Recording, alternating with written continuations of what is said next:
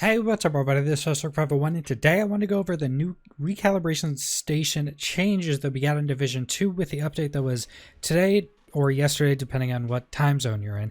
But there were massive changes to how you recalibrate items and how much stats you can actually get from recalibrating, and the system is a lot more extreme than I thought it would be. I thought you would still be able to hit the caps a lot of the time, but looking at pretty much all of my gear, I really can't hit the cap on pretty much anything I've checked so far.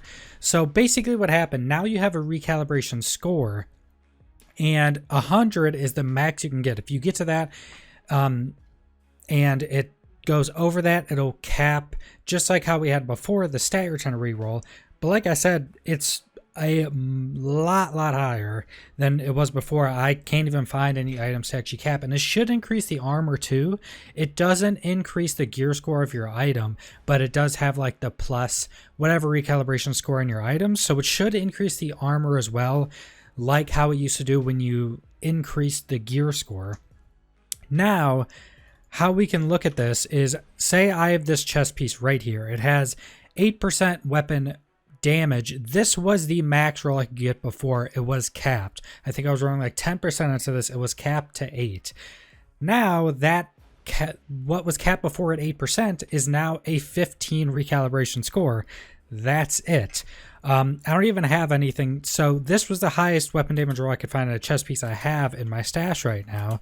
And if you try to re-roll this, let me actually go into the reroll. If you try to reroll that 11.5%, it's not going to cap it, and it's going to be put up to 37 recalibration score out of 100. So I'd have to get, what, over 15% weapon damage or something like that to actually cap it. I don't even know what the highest roll on chest pieces would be, but you'd have to do pretty much the highest roll to actually cap this item, which is pretty crazy, as before it was 8%. So you could double it if you can even roll that high. I don't remember the exact number you can go, but you could almost double it for sure. I know I've seen 15%. So you could almost double the amount of stat I had on this one piece, which something like weapon damage is a massive damage increase. And this can be looked at with a few different items I have here. So I have this backpack here that this was capped. This critical damage I'm pretty sure was capped, but now if I do this critical chance 12%, it's not capped and it's up to 61. So I need to get some massive roll on this to have this back piece actually be capped with recalibration score. So basically there's a lot higher end for just pure stats you can get for the highest end pieces you can actually get now, since you can recalibrate so much. And this is going to do something else, which before pretty much everyone was trying to get rolls that had like the highest single roll. Like everyone was going for weapon damage on everything, so they were trying to get the highest single damage roll on that weapon damage, and usually have less rolls unless you needed like some certain amount of colors for talents. But usually, especially reds, you would want just, you know, the highest single roll you could get or double roll. Now stuff like this is going to be really top tier, and the reason stuff like this is going to be really top tier is because you have all of these different red rolls, and then you can just choose one. They would all be much lower, but then you can choose one that's much lower. Say if I did the critical hit chance here, right? Say if I have a 15% critical hit chance on another chest piece that I want to roll onto this. Well, now instead of having a higher critical hit chance roll and you're rolling the 15 onto it, getting less overall stats onto that one single stat, if you had something like this with 4 rolls, you have all these other rolls that are sharing the actual like overall stats on the piece when it drops. Now you can just choose like the lowest one or have a low roll on one, get this one low roll really high, and then you're overall going to have more stats than if you had something that rolled like 2 really high stats, then you're rolling that really high stat slightly higher from another piece you have. So say if we look at this piece with all these rolls and I go to critical chance, which is pretty much the lowest on here at 3.5%, which I actually can't roll this really.